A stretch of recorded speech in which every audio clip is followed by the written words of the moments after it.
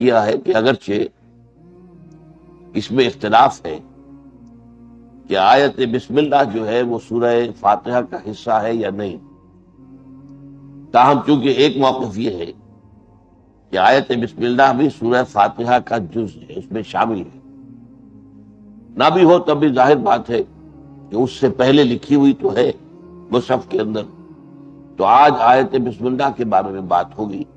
یہ آیت بسم اللہ جو ہے، جیسا کہ میں نے ابھی عرض کیا آپ سے، اختلاف ہے، تمام جو صورتیں ہیں سوائے ایک کے ان سے پہلے یہ آیت موجود ہے، بسم اللہ الرحمن الرحیم۔ البتہ ایک سورہ توبہ ہے جس سے پہلے یہ آیت نہیں لکھی جاتی۔ اس کی وجہ یہ ہے حضرت علی رضی اللہ تعالیٰ عنہ کے الفاظ میں کہ چونکہ سورہ توبہ جو ہے وہ تلوار ہاتھ میں لے کر نازل ہوئی ہے۔ سورہ توبہ کے شروع میں جو اعلان ہے کہ مشرکین عرب سے اب کوئی معاہدہ نہ اللہ کا ہے نہ اللہ کے رسول کا ہے صلی اللہ علیہ وسلم، اب ان کو صرف 4 ماہ کی مہلت ہے، اس عرصے میں یہ اگر ایمان لے آئے تو ان کی جان بخشی ہو جائے گی، ورنہ انہیں قتل کر دیا جائے گا۔ یہ بات ذرا چونکہ کڑوی ہے، اگر ان جو آیات ہیں سورہ توبہ کی انہیں ان کی فیس ویلیو پر لیا جائے تو اعتراض وارد ہوتا ہے۔ اس کا تو مطلب یہ ہے کہ اسلام جو ہے بالجبر پھیلایا گیا ہے، تلوار کے زور سے اور موت کی دھمکی کے ساتھ۔ لیکن یہ جان لینا چاہیے کہ اصل میں یہ عام نہیں ہے، یہ حکم یہ خاص ہے بنی اسماعیل کے لیے، وہ عرب جو حضرت اسماعیل کی اولاد تھے، انہی میں سے حضور بھی تھے، لہذا ان پر گویا کہ حضور کی بعثت کے ذریعے آخری درجے میں اتمام حجت ہو گیا۔ اب اگر وہ ایمان نہیں لائیں گے تو اللہ تعالیٰ کا جو مستقل قانون ہے کہ جس قوم کی طرف اللہ رسول بھیج دیتا تھا، اگر وہ قوم انکار کرتی تھی تو ہلاک کر دیا۔ جیسے آپ کو معلوم ہے قوم نوح ساری کی ساری غرق کر دی گئی، قوم ہود، قوم عاد جس کا نام ہے، برباد کر دی گئی، تباہ کر دی گئی، قوم صالح جس کا نام سمود ہے وہ بھی اسی طرح ہلاک کیے گئے، قوم شعیب جس کا نام مدین ہے وہ بھی ہلاک کیے گئے، آل فرعون وہ بھی غرق کیے گئے۔ اسی طرح سے در حقیقت یہ حکم اب ان لوگوں کے لیے جن میں سے حضور تھے اور جن کی طرف حضور کی اصل بعثت تھی، هو الذی بعث فی الامیین رسولا منہم، وہی ہے اللہ جس نے بھیجا ہے ان امیین میں سے ایک رسول، انہی میں سے، یہ کوئی باہر سے آیا ہوا نہیں، اجنبی نہیں ہے، انہی میں سے، لہذا ان پر اتمام حجت آخری درجے میں ہو چکی ہے۔ اب اگر وہ ایمان نہیں لائیں گے تو وہ مستوجب قتل۔ یہ مہلت دی گئی 4 مہینے کی۔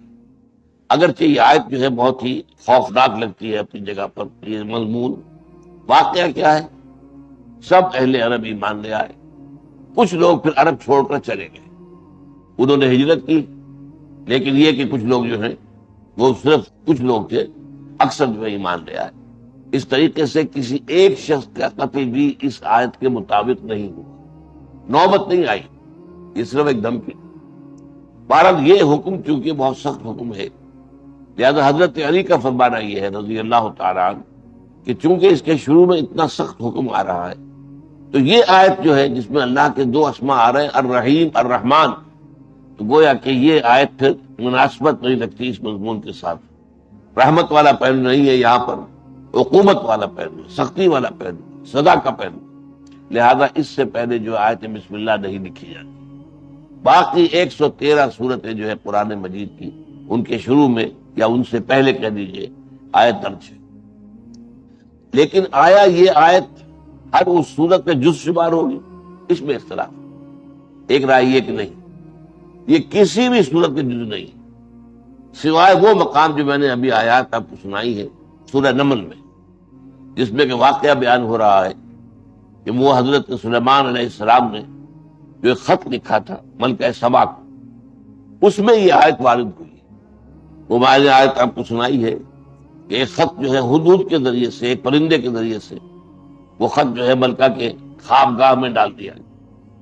کوئی سفیر نہیں گیا تھا، کوئی انسان نہیں گیا تھا، نہ کوئی ڈاک کا نظام تھا، بہرحال اس نے وہ خط پڑھا پھر اپنے دربار میں اس نے کہا قالت یا ایھا الملأ، اے سرداروں، اے سرداران قوم، انی القی الی کتاب کریم، میرے پاس ڈال دیا گیا ہے لا کر ایک خط جو بہت ہی پرجلال خط ہے، بہت جلالت آمیز ہے، انہ من سلیمان، اور یہ خط سلیمان کی طرف سے ہے، وَإِنَّهُ بسم اللہ الرحمن الرحیم، اور اس کا آغاز ہوا ہے اس سے کہ نام شروع نام کے اللہ کے نام سے کہ جو رحمان ہے اور رحیم ہے۔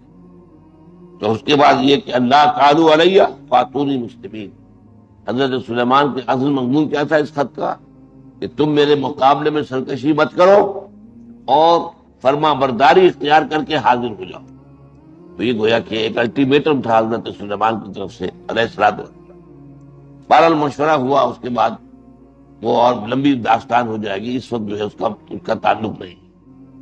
تو یہ جو آیت ہے جیسا کہ میں نے عرض کیا، ایک رائے یہ ہے کہ ہر صورت کے ساتھ یہ جو ہے اس کا جز ہے، ایک یہ کہ نہیں قطعاً نہیں، یہ صرف بطور علامت لکھی گئی ہے، علامت کے طور پر کہ یہاں ایک صورت ختم ہو گئی دوسری شروع ہو رہی ہے۔ اب اس سے آپ سمجھ لیجئے کہ ایک بات اور حل ہو جاتی ہے کہ قرآن مجید کی کل آیات کی تعداد کے بارے میں اختلاف ہے۔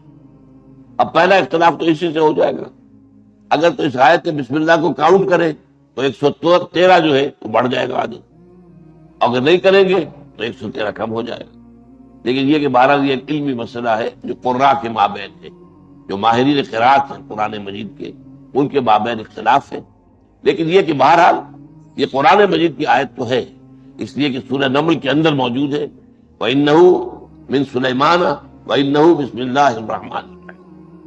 اب آئیے اس پر ہم غور کرتے ہیں۔ اس آیت کے اندر بسم اللہ الرحمن الرحیم، اس سے پہلے جو ہے ایک فعل امر محذوف مانا جاتا ہے، جو کہا جاتا ہے ایک خبر کے انداز میں کہ میں اشرع بسم اللہ الرحمن الرحیم، میں شروع کرتا ہوں اللہ کے نام سے جو رحمان الرحیم۔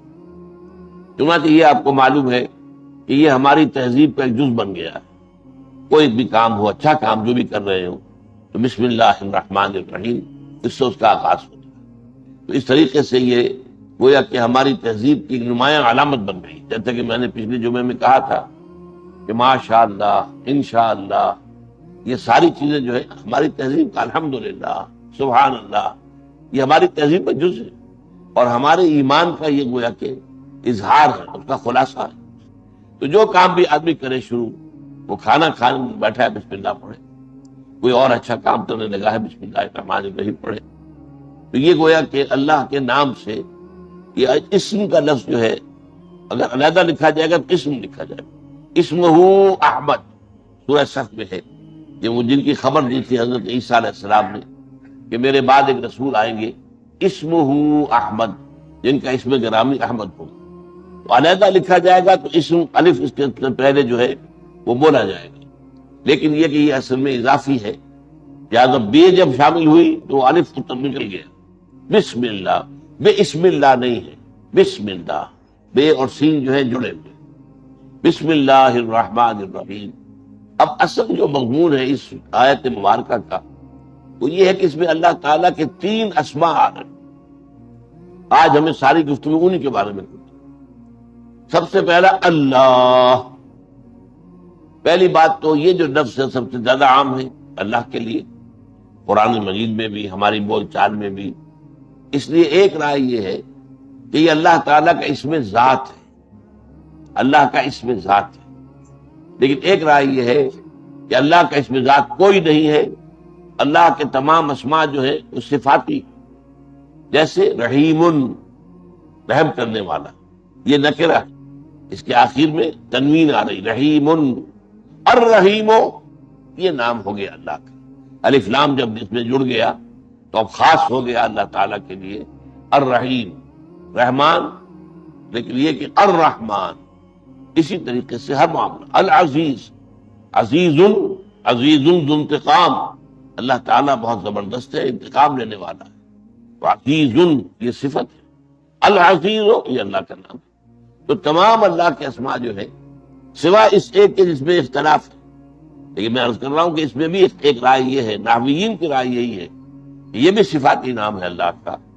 الہ پر الف لام داخل ہوا ہے اور ایک الف یہاں پر محذوف ہو گیا.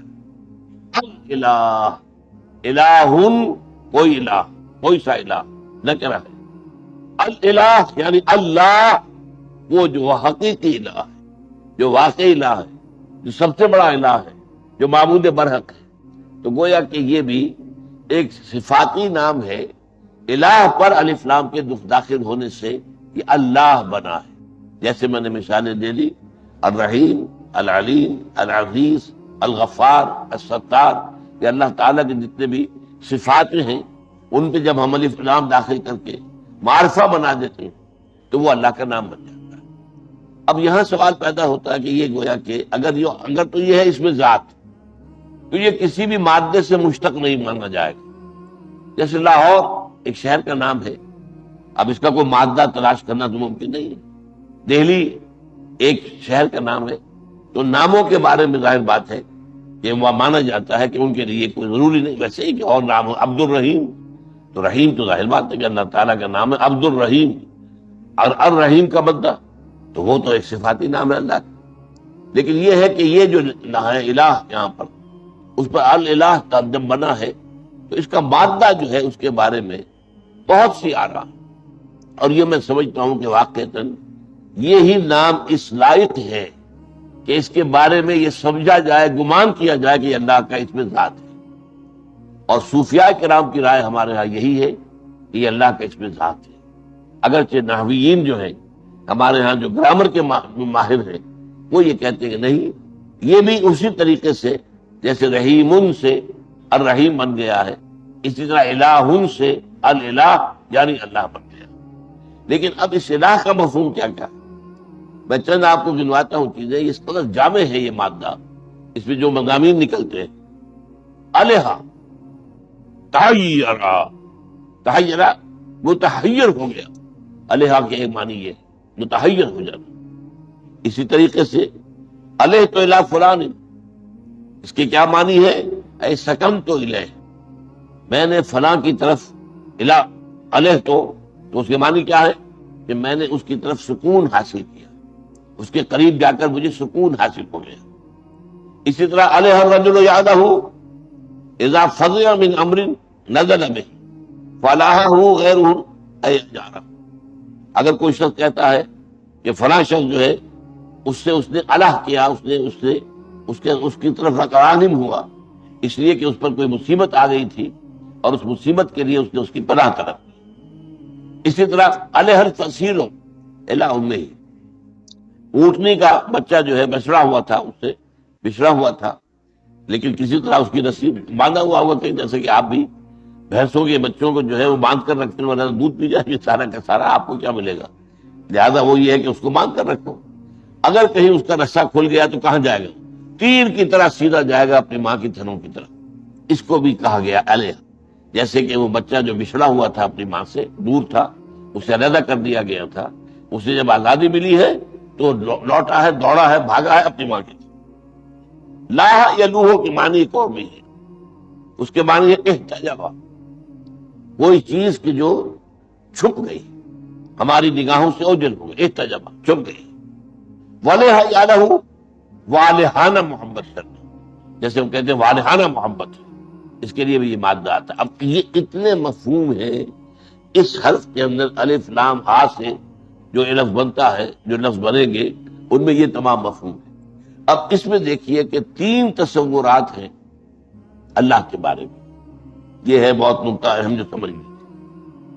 ایک عوام الناس کا تصور کیا ہے الہ کا، معبود کا، کہ وہ مشکل کشا ہے، وہ ہمارے تمام مسائل کا حل کرنے والا ہے، مصیبت کا دور کرنے والا ہے، وہ رزق دینے والا ہے، وہ ہماری ضرورتیں پوری کرنے والا ہے، قاضی الحاجات ہے. یہ جو تصور ہے یہ عوام کا تصور ہے. اللہ کی طرف ان کا رجوع اس حیثیت سے ہوتا ہے، وہ اللہ سے رزق طلب کرتے ہیں، اللہ تعالیٰ ہی سے اعانت طلب کرتے ہیں، اللہ تعالیٰ ہی سے اپنی مصیبت کے اندر مدد طلب کرتے ہیں، اللہ تعالیٰ ہی سے اپنی بیماری میں شفا کی درخواست کرتے ہیں. تو اس معنی میں عوام الناس کا تصور جو الہ کا ہے وہ یہ ہے. کہ اپنی حاجت روائی کے لیے، اپنی مشکل کشائی کے لیے، اپنی بیماری کے دور کرنے کے لیے، اپنی ضروریات پوری کرنے کے لیے انسان جس طریقے سے وہ جو اونٹ کا بچہ جو ہے وہ بچھڑا ہوا تھا، علیحدہ ہوا تھا اپنی ماں سے، باندھ رکھا تھا آپ نے، جیسے ہی وہ کھلا بوسیدہ گیا ہے ماں کی طرف، اسی طرح جیسے ہی انسان تکلیف میں مبتلا ہوتا ہے، کوئی مسئلہ اس کو دامنگیر ہو جاتا ہے، کوئی مشکل پیش آ جاتی ہے، اللہ کی طرف رجوع کرتا ہے۔ یہ معبود کا تصور جو ہے عوام الناس کا ہے۔ لیکن جو فلسفی ہیں ان کا تصور کیا ہے؟ وہ ہستی کہ جس کے بارے میں کچھ نہیں جان سکتے، تحیر، حیران، اللہ کی عظمت کا کوئی اندازہ ہم کر نہیں سکتے، اللہ کی ذات کا تو کوئی تصور نہیں ممکن ہے۔ اے بروں از وہم و قیل و قال من، تو ہمارے تصورات سے، ہمارے وہم سے، اور وراء الورا ثم وراء الورا ثم وراء الورا، تو جو فلسفی ہے وہ اللہ کا تصور جب کرتا ہے تو احتجبہ، اور یہ کہ وہ تحیرہ، اللہ کے جو چھپا ہوا ہے اور جس کے بارے میں تحیر کے سوا انسان کو کچھ آتا نہیں۔ ہاں اگر ہم جان سکتے ہیں تو اس کی صفات کے بارے سے، جیسے اللہ جو ہے رحیم ہے، اللہ جو ہے سمیع ہے، اللہ بصیر ہے، یہ صفات ہے، ان صفات کے حوالے سے ہم اللہ کو جانتے ہیں۔ لیکن صفات کے بارے میں بھی دو باتیں ہم نہیں جانتے۔ اللہ سمیع ہے، کیسے سنتا ہے یہ ہم نہیں جانتے۔ کیا اس کے بھی ہمارے طرح کے کان ہیں؟ کیا اس سے بھی ساؤنڈ ویوز کی ضرورت ہے کہ وہ اس کے کان میں جائیں اور وہاں جا کر اثر پیدا کرے تو انسان سنے؟ ہم نہیں جانتے۔ سمیع ہے، کیسے سنتا ہے یہ ہم نہیں جانتے۔ کتنا سمیع ہے یہ بھی ہم نہیں جانتے، ہم تصور نہیں کر سکتے۔ وہ قدیر ہے، کتنا قدیر ہے ہمارے تصور سے باہر ہے۔ ظاہر بات ہے کہ ہمارا عقل، ہماری سوچ یہ تو اس طرح ہے جیسے کہ ایک جو سنار کی ترازو ہوتی ہے، وہ ماشے اور تولے تو تول سکتی ہے، ٹنوں سریا تو نہیں تول سکتی۔ تو ظاہر بات ہے کہ اللہ تعالیٰ کی صفات کا بھی ہم صرف یہ جانتے ہیں کہ وہ سمیع ہے، بصیر ہے، قدیر ہے، یہ سب جانو، لیکن کیسے سنتا ہے، کیسے دیکھتا ہے، کیسے اس کا وجود کیسا ہے، وہ ہر جگہ موجود ہے، کیسے موجود ہے؟ وہ معکم اینما کنتم، وہ تمہارے ساتھ ہی ہوتا ہے جہاں کہیں بھی تم ہو، کیسے، کس معنی میں ہے؟ وہ ہر جگہ موجود ہے، کس معنی میں ہے؟ یہ ہم نہیں سمجھ سکتے۔ لیکن یہ ہے کہ اس کی صفات کے بارے میں۔ دوسری بات، وہ کتنا سمیع ہے، کتنا بصیر ہے۔ اب اس میں ایک لفظ ہمارے پاس جائے پناہ ہے، کل، هو علی کل شیء قدیر، وہ ہر چیز پر قادر ہے۔ هو بکل شیء علیم، وہ ہر چیز کا علم رکھنے والا ہے۔ تو ہم یہ کہہ سکتے ہیں مثلا خیر صلی اللہ کل، اب کل کتنا ہے اس کا اندازہ جو ہے، جیسے آپ کو معلوم ہے کہ آج سے کوئی 500-700 سال پہلے آدمی کیا سمجھتا ہوگا آسمان کہاں ہے؟ یہ کوئی چھت ہے، شاید 2-4 میل اوپر ہوگی آسمان ہمارے زمین سے، بس اور کیا۔ آج ہمیں معلوم ہے کہ آسمان جو ہے اس کی جو پہنائیاں ہیں اس کا تو اندازہ ہی ممکن نہیں۔ آسمان کا کوئی تصور ہی ابھی تک ہمارے سامنے نہیں آیا۔ یہ گیلیکسیز، نئی سے نئی گیلیکسیز دریافت ہو رہی، اتنے billion trillion years, light years کے فاصلے پر، اور وہ نئی ایک گیلیکسی ایجاد ہو رہی ہے، معلوم ہو رہی ہے، انکشاف ہو رہا ہے۔ لیکن کیا سمجھتا تصور تھا پہلے انسان؟ تو بس اسی طریقے سے میں کہا کرتا ہوں، مثال کے طور پر یہ بات کہ اللہ بارش برساتا ہے، کیسے برساتا ہے؟ آج سے 400-500 سال پہلے اگر کسی بیچارے دیہاتی کا تصور یہ ہو کہ جیسے کوئی ماشکی جو ہے وہ مشق سے چھڑکاؤ کرتا ہے، ایسے اللہ تعالیٰ کی شاید کو بہت بڑی مشق ہے اور اس مشق کے ذریعے سے چھڑکاؤ کر رہا ہے، اگر یہ بھی اس کا تصور ہے اللہ کر رہا ہے تو اس کے ایمان میں کوئی خلل نہیں ہے، اس لیے کہ اس نے یہ تو مان لیا نا اللہ کر رہا ہے، کسی دیوی کی طرف یا دیوتا کی طرف منسوب نہیں کر رہا، اللہ کر رہا ہے۔ تو اس معنی میں اس کا جو صحیح ہے توحید قائم ہے۔ البتہ یہ کہ ظاہر بات ہے کہ تصور تو اس کا اپنی ذہنی سطح کے مطابق ہوگا، اپنی ذہنی سطح سے بالا تر ہو کر تو سوچنا اس کے لیے ممکن نہیں۔ تو آج ہمیں معلوم ہے کہ بارش کیسے برساتا ہے اللہ، کہ سمندروں سے پانی بخارات بن کر اوپر اٹھتا ہے، اوپر جا کر بادل بن جاتے ہیں، پھر ہوائیں ہیں، ہوائیں جو ہے ان کو لے کر دور دراز جگہ پر جاتی ہیں، پھر بارش برستی ہے۔ اب یہ لیکن ہم کیا کہیں گے، یہ سارا نظام اللہ کا قائم کردہ ہے اور اللہ کے حکم کے تحت چل رہا ہے، لہذا اللہ بارش برساتا ہے۔ گویا کہ یہ سارا کا سارا میکینزم ہے، اب یہ انڈرسٹوڈ ہے کہ یہ سارا نظام اللہ نے بنایا ہے اور اللہ ہی اس کو چلا رہا ہے، اور جب چاہے گا اس کی اصلاح بھی کر سکتا ہے، اچانک بھی، بغیر کسی اس کے کہ وہ بخارات سمندر سے اٹھے اور ہوائیں لے کر آئیں، جہاں چاہے اللہ پانی برسا دے، اس کا اختیار مطلق ہے۔ لیکن یہ کہ اس نے جو نظام اس دنیا میں بنایا ہے، اب ہم نے سائنس کے ذریعے سے اس نظام کا مطالعہ کیا ہے۔ یہ سائنس نے یہ سارے گوشے جو ہیں انسان کے، یہ اللہ تعالیٰ کے افعال کے جو مختلف پہلو ہیں، ان میں سے کچھ پورے تو ابھی نہیں، لیکن کچھ نہ کچھ تو ہم پر واضح ہو گیا۔ بارش ایسے برستی ہے، زلزلہ ایسے آتا ہے، یہ زمین کے اندر جو ہے نیچے پلیٹیں ہیں اور مختلف جو ہے ان کے اندر جو ہے حرکت ہوتی ہے، تب یہ زلزلہ آتا ہے۔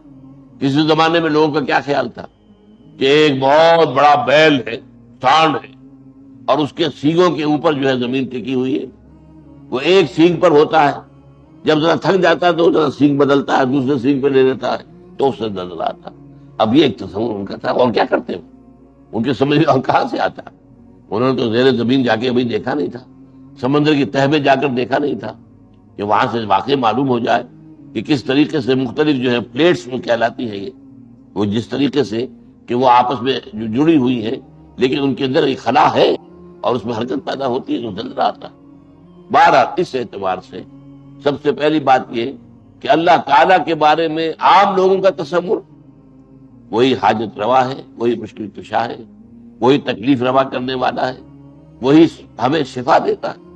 جیسے سورہ شعراء میں فرمایا وَإِذَا مَرِضْتُ فَهُوَ يَشْفِينِ، جب میں بیمار ہوتا ہوں تو وہی مجھے شفا دیتا ہے۔ یہ ساری چیزیں جو ہے اللہ تعالیٰ کرتا ہے۔ لہذا فطرت کیا ہے انسان کی؟ تکلیف میں وہ رجوع کرتا ہے۔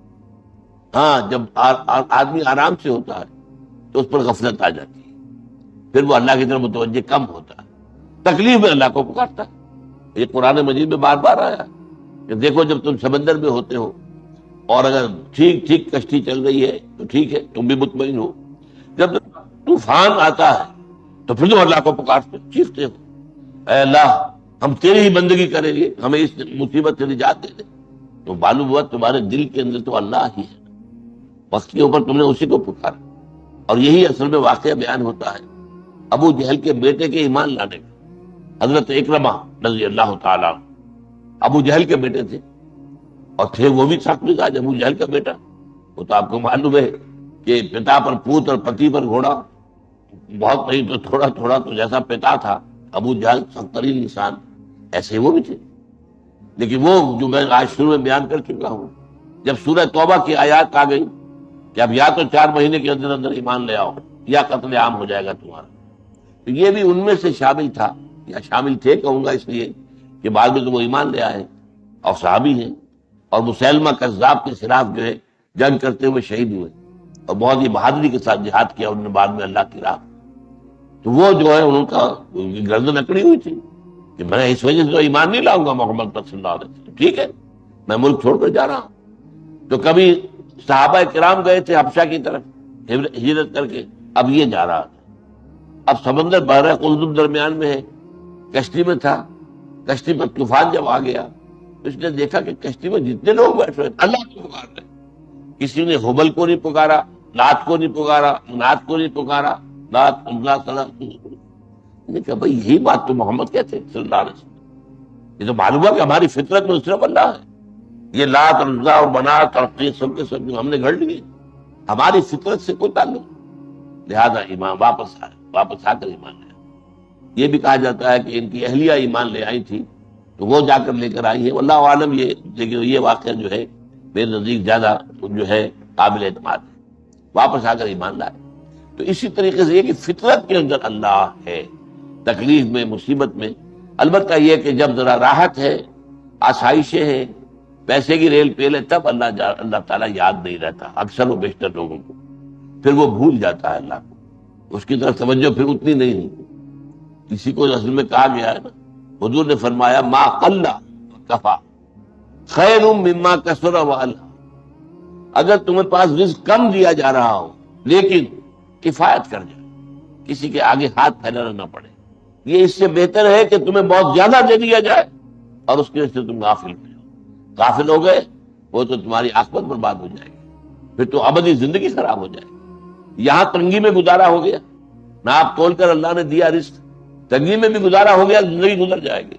لیکن اگر غفلت ہو گئی تو بظاہر بات ہے کہ پھر تو عاقبت برباد ہو جائے گی۔ تو ما قل و کفا، کفا ضرور کہا، کفایت کرتے ہیں۔ انسان کی جو بھی ضرورت ہے وہ پوری ہو جائے، ہو کم لیکن یہ کہ اس سے ضرورت پوری ہو جائے، یہ اس سے بہتر ہے کہ بہت ہو، محتاط ہو اور غفلت طاری کر دے۔ بہرحال ایک تصور عوام کا اللہ، ایک تصور جو فلاسفہ کا ہے کہ ہم کچھ نہیں جانتے اللہ تعالیٰ کے بارے میں، ہمیں معلوم ہو گیا معلوم ہم شد کہ ہیت معلوم نہ شد، کہ ہمیں معلوم ہو گیا ہے کہ اللہ کے بارے میں ہم کچھ نہیں جانتے، اس کے صفات جان، ذات کے بارے میں تو سوال ہی پیدا نہیں ہوتا۔ ہمیں روکا بھی گیا، حضور نے فرمایا صلی اللہ علیہ وسلم تفکروا فی آیات اللہ ولا تفکروا فی ذات اللہ، اللہ کی ذات کے بارے میں کبھی کھوج کرید نہ کرنا، اللہ تعالیٰ کی ذات کے بارے میں غور و فکر نہ کرنا، اس کی صفات اور اس کی جو قدرتیں ہیں، جو نشانیاں تمہیں نظر آ رہی ان کے بارے میں غور و فکر کرو، ذات کے بارے میں نہیں۔ بلکہ یہ کہ بہت پیارا ہے، حضرت ابوبکر صدیق رضی اللہ تعالیٰ عنہ نے ایک مصرع کہا، کہہ لیجیے شعر نہیں، العجز عن درک الذات ادراک، اللہ تعالیٰ کی ذات سے ادراک سے عاجز ہو جانا ہی ادراک ہے۔ ہم یہی جان سکتے ہیں کہ ہم نہیں جان سکتے، بس العجز عن درک الذات ادراک، ہمارا ادراک اللہ کے بارے میں اتنا ہی ہو سکتا ہے کہ ہم اس کا ادراک نہیں کر سکتے، اپنا عجز مان لیں، تسلیم کر لیں کہ اللہ تعالیٰ کی ذات کے بارے میں ہم کچھ نہیں جان سکتے۔ اس پر حضرت علی نے گرا لگائی ہے، والبحث عن کنہ الذات اشراک، اور اگر اللہ کی ذات کی کن، اس کی اصل حقیقت کو، اس کے بارے میں بحث کرو گے شرک میں مبتلا ہو جائے، کیونکہ تم ذات کا تصور جو بھی کرو گے وہ تمہارے اپنے ذہن کی پیداوار ہوگا، یہ تم نے کوئی اور خدا گھڑ لیا ہے اپنے ذہن کے اندر، اصل خدا کی جو حقیقت ہے اس کی ذات کا ادراک ممکن ہی نہیں۔ تو اگر کوئی تصور بھی بنایا ہے تو یہ تصور تمہارے اپنے ذہن کی تخلیق ہے، یہ گویا کہ تم نے ایک اور خدا تصنیف کر دیا ہے جس کو تم پوج رہے ہو، تو گویا کہ والبحث ہو عن کنہ الذات اشراک، یہ شرک کی طرف لے جانے والی چیز ہے۔ اچھا، اب تیسری چیز میں نے ولا یادہ کے بارے میں عرض کیا، والہانہ محبت، یہ ہے صوفیہ کا تصور ہے۔ صوفیہ کے نزدیک محبت اللہ کی شدید ترین یہ ہے کہ جو اصل مقصود ہے قرآن میں۔ ویسے تو یہ کہ ہمارے ہاں مختلف لوگوں نے مختلف چیزوں کو ذرا زیادہ اہمیت دے دی ہے اور اس میں آپس میں اختلاف شروع ہو گیا۔ حضور کی ذات نور ہے یا بشر ہے؟ بھائی بشر بھی ہے، نور بھی ہے۔ تم صرف نور کہو گے بشر نہیں ہے تو بھی غلط ہے، یہ نفی ہو جائے گی قرآن کی، قل انما انا بشر مثلکم، میں تمہاری طرح کا انسان ہوں۔ اگر تم صرف بشر کہو گے اور نور نہیں مانو تو بھی غلط ہو جائے گا۔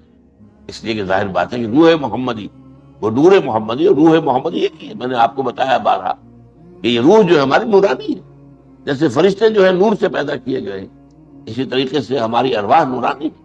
میرے اندر بھی نور ہے، آپ کے اندر بھی نور ہے۔ ہمارا نور تولا تولا ماشا ماشا، حضور کا نور اور اس کے آپ اندازہ ہی نہیں کر سکتے۔ اس نور نے اس طرح احاطہ کر دیا ہے حضور کی شخصیت کا کہ گویا کہ مجسم نور ہو گئے، جس کو ہم کہتے ہیں مجسم نور، سرتاپا نور۔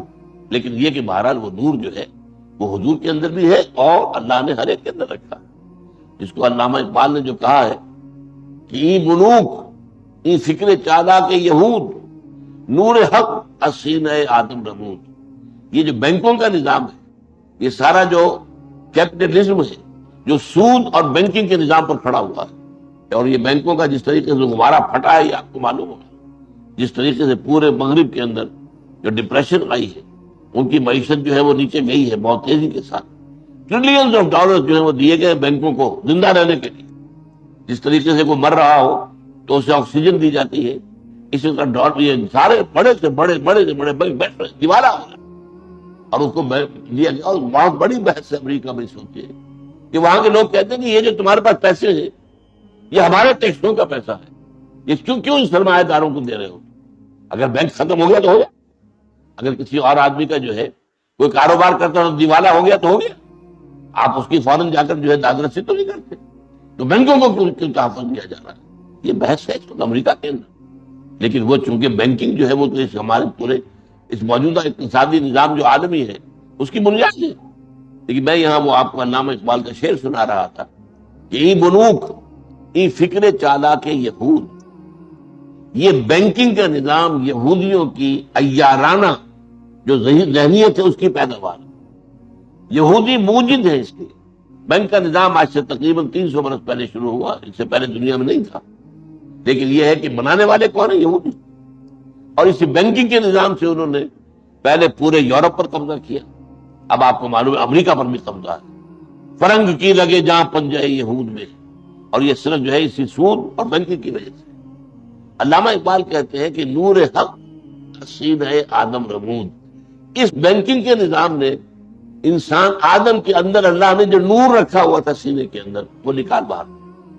اب انسان حیوان بن کر رہے بلکہ بھیڑیا بن کر رہے، حیوان نہیں درندہ بن کر رہے. جب آخر جمی زائد فتن کس نوانت لذت قرض حسن. یہ لباس ہے تو آپ کو معلوم ہے کہ اس کے بطن خبیث سے تو سوائے فتنوں کے اور کیا برآمد ہوگا. اور لوگوں کو معلوم ہی نہیں رہا قرض حسن اور دینے کے اندر کس قدر لذت ہے. بھائی میرے پاس پیسہ رکھا ہے، تمہاری ضرورت لے لو، ضرورت پوری ہو جائے مجھے دے دینا. اور اس میں بھی کہا گیا کہ اگر کسی وجہ سے اس کو تاخیر ہو گئی ہے فلاں وقت اس نے کہا کہ میں دے دوں گا، نہیں دے پائے، کوئی نہیں، مہلت دو اسے. اور یہ بھی ہو سکتا ہے تم صدقہ ہی کر دو، دے ہی دو اس کو. اگر وہ غریب جو ہے اس وقت ایسی حالت میں پھنس گیا ہے کہ اس کے لیے واپس کرنا ممکن نہیں ہو رہا ہے یا بہت مشکل ہو گیا ہے، صدقہ کر دو. وَأَن تَصَدَّقُوا خَيْرٌ لَكُمْ. یہ سورہ بقرہ میں جہاں سود کی حرمت کا بیان آیا ہے وہی آئے. اول تو یہ کہ مہلت دو اسے ادا کرنے میں. اس کے اندر یہ سختی نہ کرو کہ فوراً لاؤ.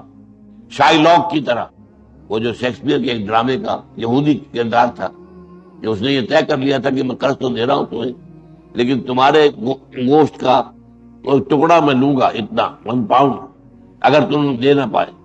وہ نہیں دے پایا. اب اس کے بعد جو ہے وہ مقدمہ گیا ان کے یہاں، بڑا اہم واقعہ ہے. وہاں پر اللہ ایک بات ہے کہ طے تھا، کاٹو اس کے جسم سے مجھے 1 پاؤنڈ گوشت کاٹ کے لینا ہے، یہ طے ہے، معاہدہ ہے. اس وقت جو ہے وہ ڈینیل کیم ٹو ججمنٹ. یہ شیکسپیئر کہتا ہے کہ ایک بہت ذہین آدمی جو ہے اس وقت اس نے فیصلہ کیا کہ ٹھیک ہے گوشت تم کاٹ لو، خون نہ گرے، خون تمہارے معاہدے میں شامل نہیں ہے، لہذا گوشت لے لو، البتہ خون کا ایک قطرہ بھی گرا تو بھی تم پکڑے جاؤ. تو اس پہ جو ہے اس نے توبہ کی بات آیا. بہرحال یہ جو ہے نظام اس دنیا کے اندر، یہ سودی نظام، یہ بینکنگ، ازلبا چمی زائد فتن کسرت آنند لذت قرض حسن. قرض حسنہ جو ہے دینا کسی کو، اس میں کتنی روحانی لذت ہے، آدمی کو کس قدر سکون حاصل ہوتا ہے. میرے پاس بیکار رکھا ہوا تھا پیسہ، میں نے اس کو دے دیا ہے، اس کی ضرورت پوری ہو گئی ہے. میرے پاس فاضل دولت ہے اللہ تعالیٰ کی طرف سے دی ہوئی، میں نے اس کی ضرورت اس سے پوری کی ہے. صدقہ کرے، خیرات کرے، اور یہ نہیں تو قرض حسن تو دے. تو یہ جان لیجیے. تیسرا تصور میں عرض کر رہا تھا کہ محبوب برحق، محبوب اصل والذین آمنوا اشد حبا للہ، یہ ایمان کی علامت ہے، ایمان کے لوازم میں سے.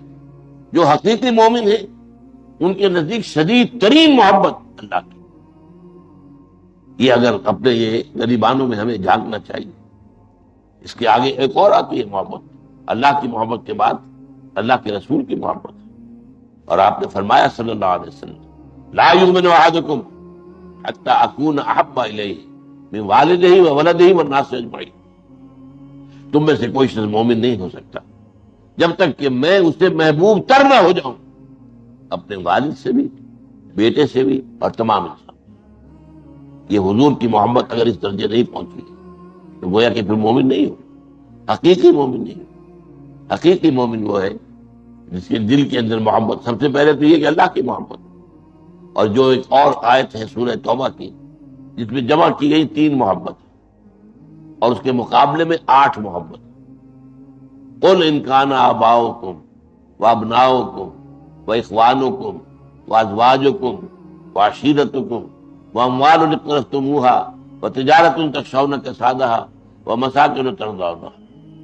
اے نبی سے کہہ دیجئے یہ 8 محبتیں ذرا اپنی جو ہے وہ ایک پردے میں ڈال دو. باپ کی محبت، بیٹوں کی محبت، بیویوں کی محبت، بھائیوں کی محبت، رشتہ داروں کی محبت، مال کی محبت جو بڑی مشکل سے محنت کر کے جمع کیا ہے، اس تجارت کی اور کاروبار کی محبت جس کے اندر تم ڈرتے رہتے ہو کہ ساتھ بازاری نہ آ جائے، بندہ نہ ہو جائے، اور وہ محل جو تم نے بنائے ہیں، عالی شان کوٹھیاں بنائی جو تمہیں بہت محبوب ہے. ان 8 چیزوں کی محبت ایک پردے میں ڈال. اگر یہ عام جو ہے احب الیکم من اللہ ورسولہ وجہاد فی سبیلہ فتربصوا حتی یأتی اللہ بامرہ، تین محبتیں ڈالو دوسرے پڑھنے میں، اللہ کی محبت، رسول کی محبت، اور اللہ کی راہ میں جہاد کی محبت۔ اب دیکھو کون سا بڑا بھاری، اگر وہ 8 والا بھاری ہو گیا دفع ہو جاؤ، فتربصوا، جاؤ بیٹھو وہاں جہاں تک کہ اللہ اپنا فیصلہ دفع ہو۔ لیکن یہ تین محبتیں اگر ان 8 پر حاوی ہیں تو پھر تمہارے لیے اللہ تعالیٰ کی طرف سے بشارت ہے، پھر تمہارے لیے جنت کی خوشخبری ہے، پھر روح و ریحان و جنت نعیم ہے۔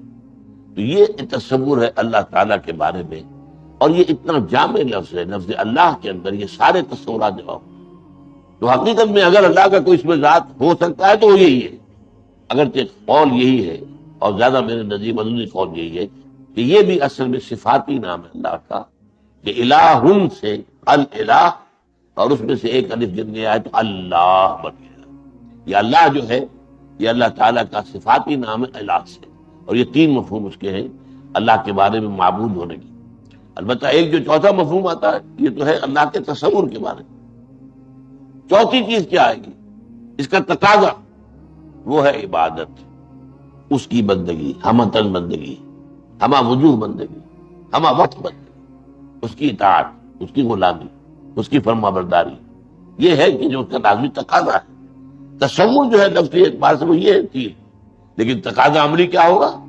وما خلقت الجن والانس الا لیعبدون، میں نے جنوں اور انسانوں کو نہیں پیدا کیا مگر اس لیے کہ میری بندگی کرے، میری اطاعت کرے، مجھ سے محبت کرے۔ اور یہ پہلے بہت مرتبہ مضمون یہاں بیان ہو چکا ہے کہ عبادت کا مفہوم جو ہے وہ 2 چیزوں سے مل کر بنتا ہے، اطاعت کلی اور محبت شدیدہ۔ صرف اطاعت نہیں، صرف اطاعت تو جبرن بھی ہوتی ہے، ہم انگریز کی بھی تو اطاعت کرتے تھے، لیکن ہم انگریز کی پرستش تو نہیں کرتے تھے، انگریز کی عبادت تو نہیں کرتے تھے، لیکن یہ ہے کہ اطاعت تو تھی۔ یہاں یہ ہے کہ اطاعت بھی کلی ہو، ہمہ تن، ہمہ وقت، ہمہ وجوہ اطاعت۔ اور نمبر یہ کہ یہ اطاعت اللہ کی محبت پر مبنی ہے۔ یہ 2 چیزیں جڑتی ہیں، العبادت و تجمع اصلین۔ امام ابن تیمیہ اور حافظ ابن قیم رحمہ اللہ نے بہت خوبصورت انداز میں کہا ہے کہ عبادت 2 چیزوں کو جمع کر کے ہوتی ہے، غایت الحب و غایت الذل والخضوع، انتہا درجے کی محبت اللہ کو اور انتہا درجے میں اس کے سامنے بچھ جانا، مطیع ہو جانا، اس کے سامنے سرنڈر کرنا۔ تو یہ ہے عبادت، یہ ہے تقاضا اس کی الوہیت کا، کہ ہم جب یہ 3 چیزیں تصورات میں اور یہ اس کے تقاضے۔ اب اس کے بعد جو 2 اسماء آئے ہیں آیت بسم اللہ میں، اور وہ سورہ فاتحہ میں بھی آئے ہوئے تھے، الرحمن الرحیم، دونوں کا مادہ رحم، رحمت سے، اور یہ واحد 2 اسماء ہیں جو ایک ہی مادے سے۔ اور ظاہر بات ہے کہ عام طور پر سمیع السمیع ایک ہی ہے نا، بصیر البصیر ایک ہی ہے، یہ ساری چیزیں جو ہے، لیکن یہاں رحمت سے 2 معنی دیے۔ ان کے معنی میں پھر لوگوں میں اپنی اپنی سوچ کے مطابق اختلاف ہوا ہے، کیا فرق ہے؟ رحمان رحیم، رحمان جو ہے یہ فعلان کے وزن پر ہے، اور اس کا خاصہ یہ عربی زبان میں کہ کسی شے کی شدت، ہیجانی کیفیت۔ ایک انسان نہایت غضبناک ہوگا، نہایت غضبناک، غضبان، غضبان قرآن میں آیا ہے۔ حضرت موسیٰ علیہ السلام کو جب اللہ تعالیٰ نے بتایا، ابھی آپ کوہ طور پر تھے جب لے کر لینے گئے تھے تورات، کہ وہ سامری نے تمہاری قوم کو جو ہے پیچھے گمراہ کر دیا، تو فرجع موسیٰ الی قومہ غضبان آصفا، تو موسیٰ واپس آئے ہیں اپنی قوم کے بعد نہایت غضبناک حالت میں۔ ویسے بھی مزاج حضرت موسیٰ کا جلالی تھا، آپ کو معلوم ہے کہ ایک جو ہے فرعونی کا، ایک جو ہے وہاں کا، ایک مکہ لگایا تھا اس نے، فوقذہ موسیٰ فقضیٰ علیہ، اور اس کی جان نکال دی تھی، تو ان کا اصل میں مزاج جلالی تھا۔ تو غضبان کہیں گے انتہا غضب، کوئی شخص کہے گا نا جوعان، بھائی میں بھوک سے مرا جا رہا ہوں، کہ جو جائے لیکن جوعان، میں مر رہا ہوں پیاس سے بھائی۔ تو یہ جو اس وزن پر آتے ہیں، اسی لیے حیجان، طوفانی کیفیت، حیجان وزن تو وہی ہے نا۔ تو رحمان میں اللہ تعالیٰ کی رحمت کی وہ شان سامنے آتی ہے جیسے ٹھاٹھے مارتا ہوا سمندر، جیسے سمندر میں طوفان آئے، طوفان اسی وزن پر ہے جو طوفانی کیفیت۔ تو اللہ کی رحمت کی طوفانی کیفیت، جوش انتہائی، اللہ تعالیٰ کی رحمت کا جوش. اور رحیم جو ہے یہ فعیل کے وزن پر. فعیل کہتے ہیں صفت مشبہ، کوئی چیز کسی ہستی میں کوئی وصف دائم ہو، مسلسل فعیل. علیم وہ شخص جس کے اندر علم ہے اور پائیدار علم ہے، تو یہ فعیل کے وزن پر جو آتا ہے. حسین جس کے اندر حسن جو ہے پائیدار ہے، مسلسل ہے اور رہنے والا ہے. اسی طریقے سے رحیم جس کی رحمت میں تسلسل ہے. تو یہ دو کیفیات ہیں رحمت خداوند کی. ایک میں ٹھاٹھے مارتے ہوئے سمندر کا نقشہ سامنے رکھا، اور ایک میں جیسے ایک دریا چل رہا ہے، اس میں وہ جوش و خروش نہیں ہوتا، وہ چل رہا ہے خاموشی کے ساتھ، بہ رہا ہے مسلسل تسلسل کے ساتھ. اب یہی دریا جو ہے آپ کو معلوم ہے، دریا سندھ کو دیکھیے. اب جو چھوٹے چھوٹے دریاؤں سے مل کر یہ دریا بنتے ہیں وہ پہاڑی نالے ہوتے ہیں. پہاڑی نالوں کو کہیں پہاڑی جگہ پر دیکھیے کیا طوفان ہوتا ہے، وہ لہریں کس طرح چل رہی ہوتی ہے طوفانی، کس طرح پتھر ان میں بہ رہے ہوتے ہیں. دریا سوات کو جا کر دیکھیے، کالام پر جا کر منظر دیکھیے، آپ جا کر جو ہے اور مختلف جگہوں پر جا کر دیکھیے، تو وہ جو ہے وہاں پاٹ چھوٹا ہوتا ہے لیکن گہرائی زیادہ ہوتی ہے اور جوش و خروش ہوتا ہے. لیکن آگے جب میدان کے اندر اب پاٹ چوڑا ہو جائے گا، گہرائی اتنی نہیں ہوگی اور سکون جس طرح دریا بہ رہا ہے.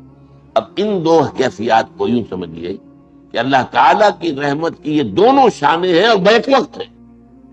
یہ آپ نوٹ کیجئے، قرآن مجید میں جب اللہ تعالیٰ کے اسماء اور صفات کا ذکر آتا ہے درمیان میں واو نہیں آئے گا، حرف عطف نہیں آئے گا. ایک ہی استثناء ہے اس میں اور سورہ حدید میں ہے، هو الاول والآخر والظاہر والباطن، واو آ رہا ہے. لیکن آپ کو معلوم ہے سورہ حشر کے اندر 8 نام ہیں، الملک القدوس السلام المومن المہیمن العزیز الجبار المتکبر. واو نہیں ہے. اس کی وجہ کیا ہے؟ اللہ کی ساری صفات اس کی ذات میں بیک وقت موجود. واو سے جو ہے وہ اس کے اندر جو ہے مغایرت پیدا ہوتی ہے، یہ اور یہ اور ہے، یہ اور ہے. نہیں، اللہ کی صفات جملہ صفات اس کی ذات مبارکہ کے اندر بیک وقت موجود ہے. وہ بیک وقت رحمان بھی ہے اور بیک وقت رحیم بھی ہے.